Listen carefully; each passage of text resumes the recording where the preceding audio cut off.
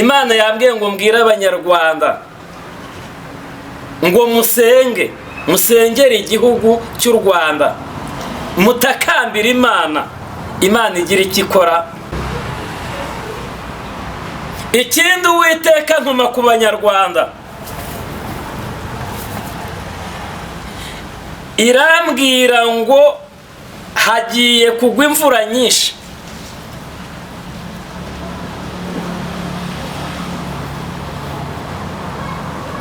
Irambwira ngo musenge, ngo kuko iyi mvura ishobora kuzateza ibibazo, hakabaho imyuzure.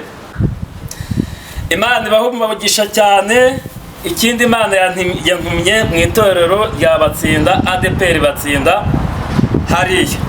hariya ku itorero rya ADPR Batsinda. Imana yambwiye ngo nze mbabwire mwongere musubire mu bihe byiza byo gusenga, Imana izibafungurire urusengero, kuko nagiye kubona mbona mwujuje ibisabwa byose mwabikoze. Ngiye kubona nongera mbona bongeye kubafungira kandi mwari mwujuje ibisenga. Ikindi Uwiteka arambwira ngo mu nsengero ADPR ifite mu Rwanda, igiye gufungamo insengero 1,000. Insengero zose zitujuje ibisabwa mu nsengero ADPR igiye gufungamo insengero 1,000. Ni 1,000. Ubu buhanuzi n'umuntu uza ndabizi ntago mubyumva, ntago muri bubyumve, murajyana ubupagani. Ariko najya mbatangarize yuko mu nsengero ADPR ifite mu gihugu cy'u Rwanda bagiye gufungamo insengero 1,000.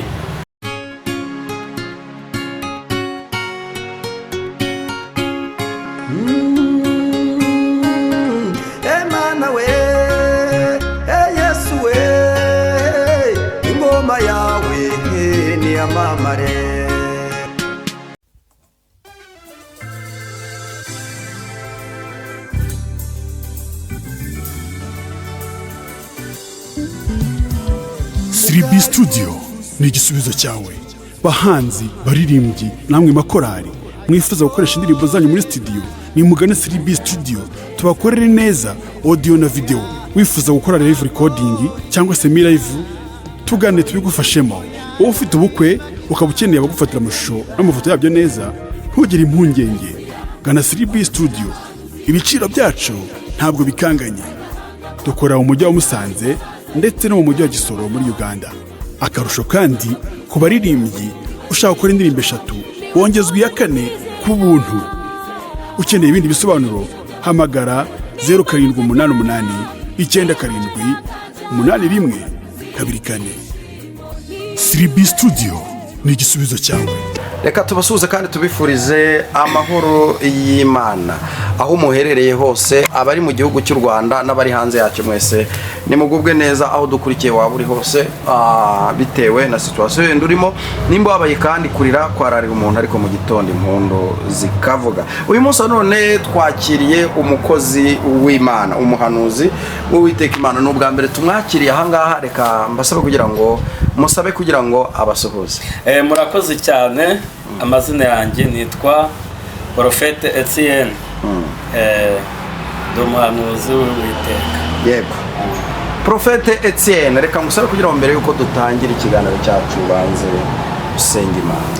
Mana, twongeye kugushimira ndetse no kuguhimbaza ko tubashije kwicara imbere y'ubwoko bwawe, kandi unyemerere uzubane natwe, uduhe umugisha abadukurikiye bose, ubahe umugisha, utugirire neza muri aka kanya, kandi utugoteshe ingabo zo mu ijuru, uturinde umubi, uturinde Satani watuma tutumva neza ijambo ryawe. Utugirire neza, uduhane umugisha n'abera bose. Bisabye nizeye byose kugiye kubana natwe twese mu izina rya Yesu Kristo, amen. Urakoze cyane, ubisabye wizeye ko igiye kubana natwe twese imana y'amahoro niguhereze umugisha. Uyu munsi wa none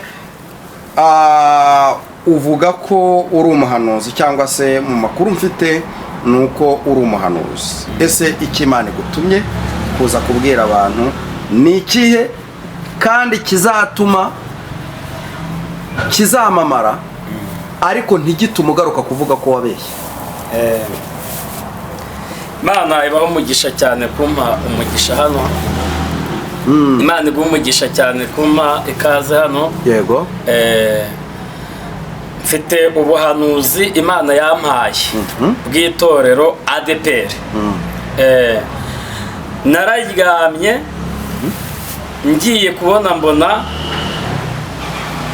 umushumba Izayi, umuyobozi wa ADEPR mu Rwanda, mbona ayoboye igiterane kinini cyane cyari kirimo abashumba ndetse n'abapasitoro n'abarimu ari benshi cyane.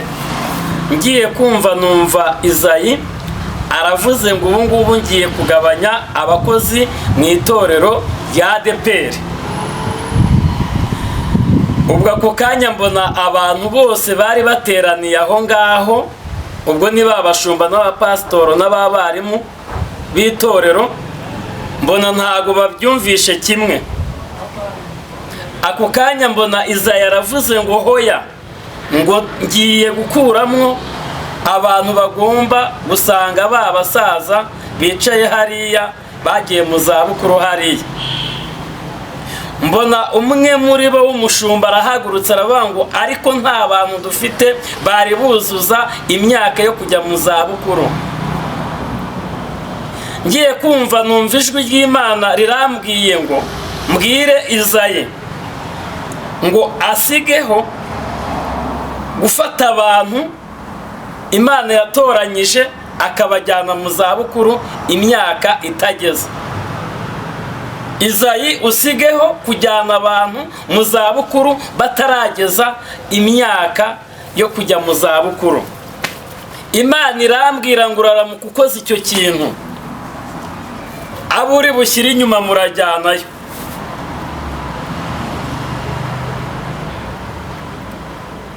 Kabiri, Imana irambwira ngo nongere mbwire Izayi ngo muri ba basaza bashyize inyuma hariya harimo abasaza bataruzuza imyaka y'izabukuru, kandi b'abahanuzi bafite ijambo ry'Imana, bafite ibitekerezo. Imana irambwira ngo mbwire Izayi agende ajye muri ba basaza bari hariya bashyize mu zabukuru igihe cyabo kitari cyagera cyo kujyayo, agenda atoranyemwo abasaza bagifite imbaraga, bagifite umwuka wera, ngo yongere abagarure mu itorero. Ngo uraramuka utabikoze wowe Izayi, inkota y'Uwiteka iri ku bantu batumvira Imana. Inkota y'Uwiteka iri ku bantu batumvira Imana. Niko Imana yambwiye ngo mbwire Izayi. Imana icya gatatu irambwira ngo mbwire aba bantu bafite amacano, b'abahanuzi, b'abavugabutumwa, ngo umuntu wese wabeshyeye Imana kuri cano yiwe, Imana irambwira ngo ije gufunga cano z'uwo muntu wese wabeshyeye Imana. Irambwira ngo ije gukoresha ubuyobozi bwacu, inzego z'igihugu. Imana ije gukoresha inzego z'igihugu zifunga ayo macano. Nimubona bibaye rero, ntago ari ubuyobozi bwite bwa leta cyangwa ubuyobozi bw'igihugu buzaba bubikoze, ni Imana igiye gukorera muri bo izo cano z'umuntu wese wabeshyeye Imana. Wirirwa ubeshyera Imana, iyo cano, icyitwa iyo cano yose Imana ije kuyifunga. Niko Imana yambwiye ngo mbwire abayitubyutse.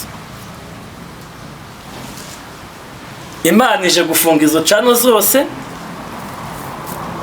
zashyize ibinyoma mu matwi y'Abanyarwanda. Izo cano zose hatabuzemo n'imwe, Imana ije kuzifunga. ikindi Uwiteka arambwira ngo mbwira abahanuzi ngo basubire ku isoko, ngo bongere bashake Uwiteka, ngo kuko irimo irabareba ikababonamo abashushanyi, ikababonamo abantu b'indonki, kandi ngo Imana ntabwo igikeneye gukoresha abo bahanuzi bameze batyo. Abahanuzi mwese mwarenze umurongo w'Uwiteka, Imana ije kubashyira inyuma hariya. Ariko uwemera kumva akagarukira Uwiteka, ukurikiye ubu ngubu akumva buno buhanuzi, akumva iyi mesaje, yongera agarukira Uwiteka, niko Uwiteka avuganye namwe mwabahanuzi. Imana yavuze tarabone kitayava yasika, wa muhanuzi we wirirwa ubeshyera Imana, wa muvugabutumwa wirirwa ubeshyera Imana, mwaho pasitoro mwebwe Imana yavuze ngo inkota y'Uwiteka iri kuri mwebwe.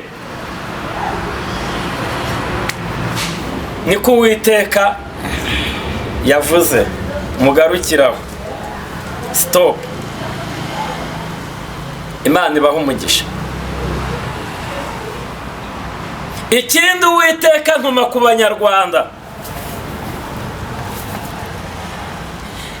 irambwira ngo hagiye kugwa imvura nyinshi.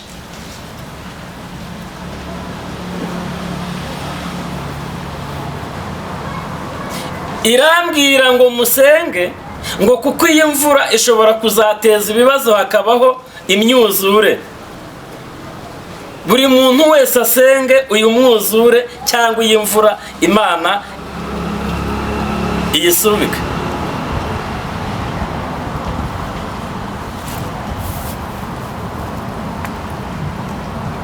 Yambwiye ngo musengere igihugu cy'u Rwanda kuko kigiye kugwamwo imvura nyinshi, hagatera imyuzure, imisozi ikariduka, imigezi ikuzura, inzu zikagwa.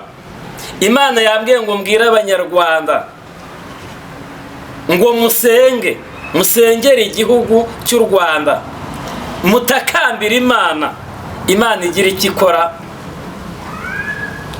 muri iki gihugu cyacu cy'u Rwanda, ijye duha imvura nziza yeza imyaka, ijye duha imvura nziza. Mwongere musenge musubire ku isoko. Imana niko yambwiye mbwira Abanyarwanda mwese musenge.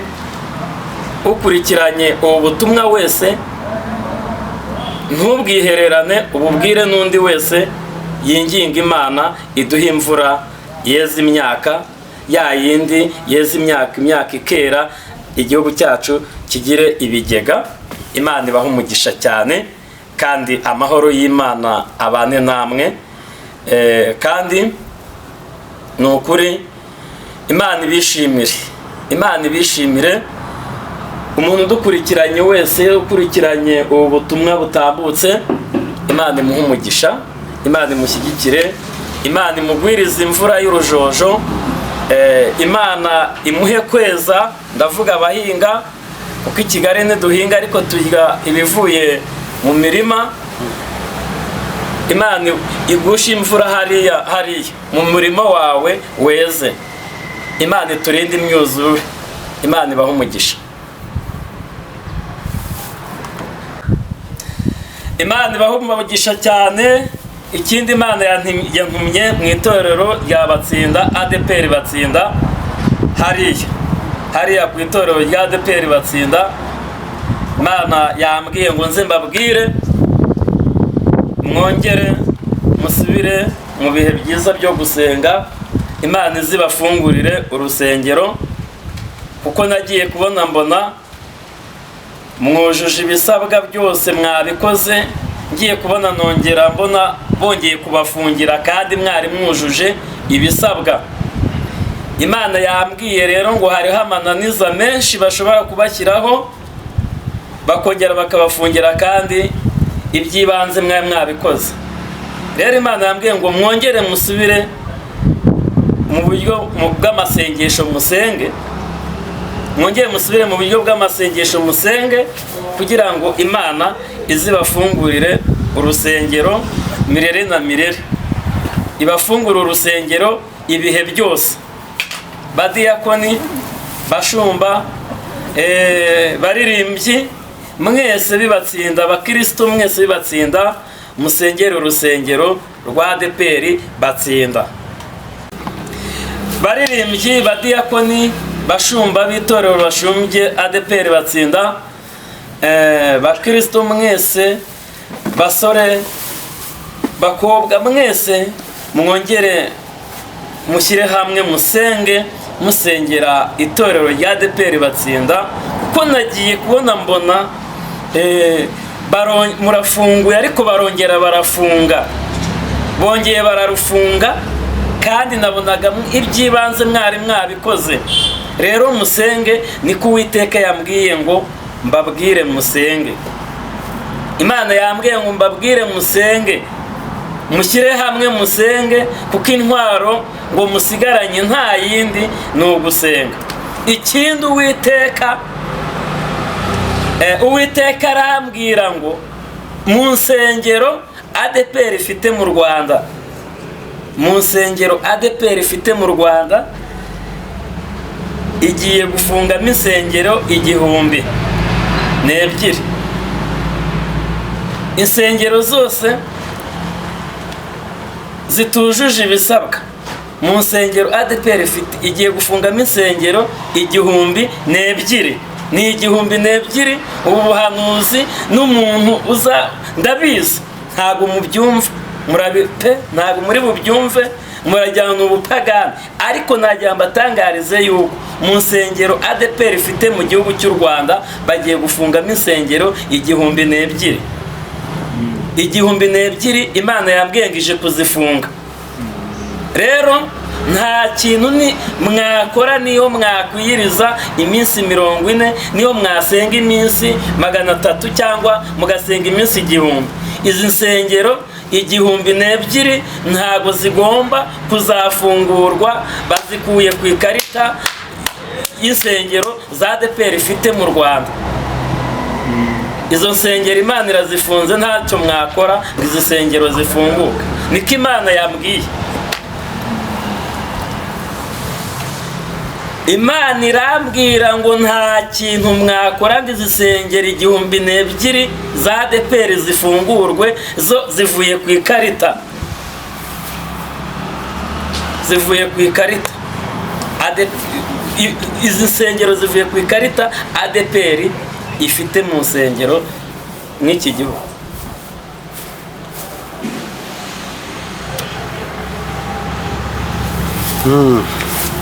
Uwiteka arambwira ngo mwongere musubire ku rufatiro musenge, mushaka Uwiteka bigishoboka kabonwa, mwongere mu mwambaze akiri bugufi, kuko igihe kigiye kugera mu mwambaze mutakimubona. Imana yantumye ku makorari akorera umurimo muri ADEPR. Imana yambwiye ngo mbabwire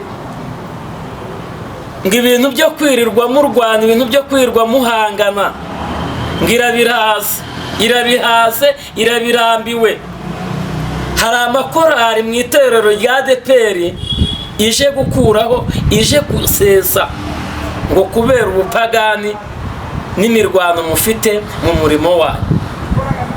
Imana yambwiye ngo ije gukura akajagari mu makorari agize ADEPR, ije gukuramo akajagari. Imana ije gusukura, Imana ije gusukura mu itorero rya ADEPR, abaririmbyi ije gusukura, mu bahanuzi basengera muri ADEPR Imana ije gusukura, Imana ije gusukura mu bakristo badahagaze, banze guhagarara, bagenda bahora bashyize ikirenge hari ikindi hariya, banga kubyinjiramo neza. Abo bantu Imana ije gukoramo isuku. Imana ije gukora isuku mu itorero rya ADEPR batsinda. Abayobozi banze kumvira Imana muri ADEPR. Imana ije gukoramo isuku. ube maso utagenda mu myanda. Mwamakorari mwe mube maso, ibintu by'intambara mubireke, mutagenda mu myanda, Imana ije gusohora. Mwabadiyakoni mwe mwebwe mutanga igaburo. Imana yambwiye ngo mube maso kuko Imana ije gusukura. Imana ije gusukura. Imana ije gukuraho imicafu yose imaze iminsi mu itorero, imaze iminsi iyivangira mu murimo wayo. Imana ije gukuramo imyanda, niko Imana yambwiye ngo ije gukubura. Witonde utagenda mu myanda. Imana ibaha umugisha. Urakoze cyane. Hanyuma uyu munsi none utugejejeho ubuhanuzi, utugejejeho ubutumwa. Tarabone kitayava yasika. Imana ije gusukura, mube maso. Imana ije gusukura, mwabaririmbyi mwe, umva abanyarwanda. Imana ije gusukura. Niko Uwiteka avuganye n'abanyarwanda. Imana ije gusukura. Mu gihugu cyacu Imana ije gukora isuku. Imana ibaha umugisha. Uvuze ibintu byinshi ariko nanone bitwaye umwanya muto. Akenshi twagiye twakira abantu, abahanuzi bakavuga ko Imana yabatumye. Nawe uje uvuga ko Imana yagutumye. Wizeye neza ko ari Imana yagutumye? Ufite gihamya? Ni Imana yantumye, ni Imana yantumye kandi nzahora nyitumikira kugeza mpfuye. Yego. Hanyuma se imaze kugutuma yagusezeranije ko ibyikubwiye bizasohora vuba? Nta bintu Imana igicishamo bidasohora. Muri make urahamya neza ko? Muri makeya nawe ugiye kubyibonera mu itorero rya ADEPR. Iyi nama igiye guterana kandi uzayumva. Iza yashaka gufata abantu ngo abashyire inyuma. Ariko ni ngombwa kuko naho bayoboraga harafunze. Ibyo se birandeba kazabagiye uvuze ngo iki? Aho bayoboraga harafunze, nabo bagomba rero ariko hari ahagomba gufungura. Ntago hose hafunze, hari ahafunguwe na magingo n'ubu. Uravuze uti muri iki gihugu cy'u Rwanda hazagwa imvura kandi iyo mvura azaba ari nyinshi, abantu basenge cyane imyuzure ntizabatware. Ese iyo uvuze imvura ubushatse kuvuga iki? Ni imvura iyi ngiyi tubona isanzwe cyane ko turi mu kwezi kwa munani twegera ukwa 9 kw'imvura nge ntago nsobanura message Imana yavuze. Imana yambwiye ko hazagwa imvura. Yego. Sibyo? Imyuzure ikabaho. Irambwira ngo mbwira abanyarwanda basenge. Ikumire iyo myuzure n'iyo mvura yatuma abantu bateza imyaka. Hari ibindi hatazagira umbeshyira ngo imvura. Iby'Imana yantumye ni ibyo ngibyo. Kandi basenge. Umaze igihe kingana iki ukorera Imana? Maze imyaka 19. 19. Uri umuvugabutumwa cyangwa uri umuhanuzi? Ngende umuhanuzi. Imana yantoranyije nyiri umusoro mu nda ya mama. Muri iyo myaka 19 ni iki wahanuye kigasohora? Nta na kimwe. Nta na kimwe cyasohoye? Nta na kimwe kitasohoye. Cyangwa ikibazo ntiwari ucyumvise neza? Ntabwo narinyumvishe neza. Ntabwo ikibazo narinyumvishe neza, ariko muri iyo myaka ikintu cyose mpanuye kirasohora. Duhereze nk'urugero nk'icyo waba warahanuye kizwe na bose. Urugero ntago ubundi mbere yuko mpanurira abandi ngenda banza nkihanurira. Urumva? Nge nihanuriye yuko ninkura nzakora ubukwe. Urumva? Uranyumva neza? Ndakumva. Nihanurira yuko nzaba umugabo kandi nihanurira ko nzaba umukozi w'Imana. Ubu ndi umukozi w'Imana. Urwo ni urugero nguhaye rufatika. Yego. Urumva? Ikindi nahanuye yuko urusengero rwa Dusenyi rugiye kujya igiheka, ndetse rwamara kugera igiheka, igihe kikazagera rukongera rukagaruka ibatsinda. Ubu se ntabwo mubibona siyo maherezo? Ubu ni ubuhanuzi burimo gusohora. Ubu giheka nubona giheka yongere gufungurwa uzangaye, kandi nta kindi bazakora, bazahita bayizana giheka hano ku rusengero rwa ADEPR batsinda. Ibyo ni bimwe mu byo wagiye uhanura byasohoye. Urakoze cyane rero. Hanyuma twitege iki kizasohora mbere mu byo uhanuye? Mwitege imvura nyinshi. Mwitege imvura nyinshi. Icya kabiri n'ibi bya Izayi agiye guteranya inama agafata abantu bataruzuza imyaka y'izabukuru akabirukana. Icyo kintu nacyo mukitege.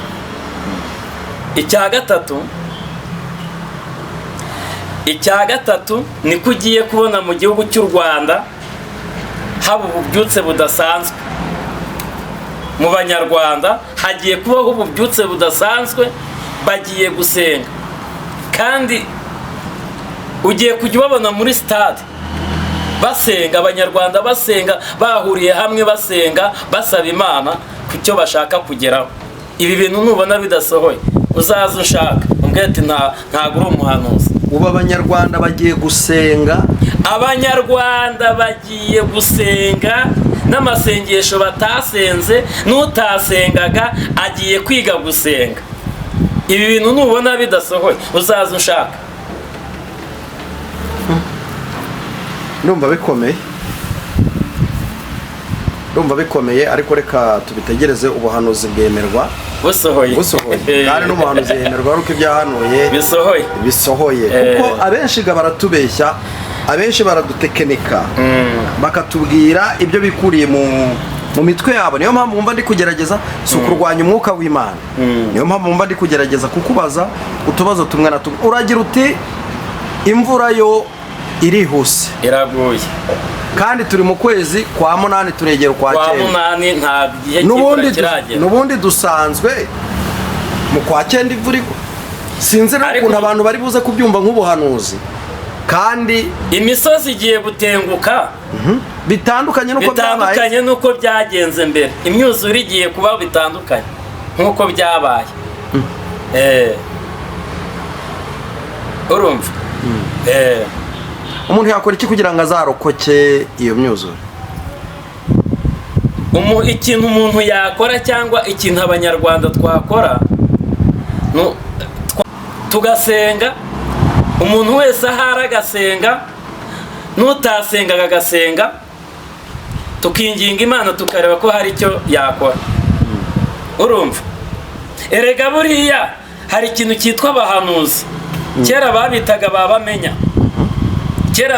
babamenya. Nta mwami n'umwe muri Bibiliya wajyaga gukora ikintu atabanje kujya kubaza bamenya. Uranyumva neza? Bamenya ni umuhanuzi mu Kinyarwanda. Urumva? Mwegera Imana muyibaze neza, mutumira abahanuzi. Ubundi ngewe nasaba leta igahuriza hamwe nk'abahanuzi bari mu gihugu cy'u Rwanda. Urumva? Bari mu gihugu cy'u Rwanda. Leta yababwirwa n'iki?